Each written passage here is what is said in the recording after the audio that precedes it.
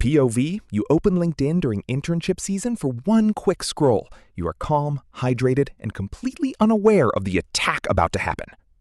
The first post says someone is humbled and excited. You do not read the rest. Your nervous system already knows they got the internship.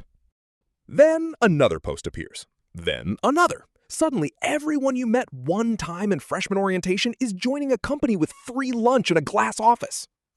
Now you open your resume and start changing verbs like that'll fix capitalism. Built becomes engineered. Helped becomes architected. Ate lunch becomes cross-functional collaboration. 5 minutes later, you enter your referral era. You are messaging people you barely know with the energy of a medieval merchant asking for safe passage.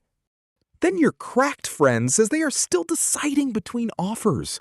You laugh like a supportive person while your soul quietly opens a spreadsheet. At this point, the app is no longer a website. It is a mirror that only shows people who shipped a compiler at age 12. So you try to be mature. You close the feed, open a practice problem, and tell yourself comparison is unhealthy. This works for almost 4 minutes. Then you reopen it, just to check. Somehow, one more person is posted.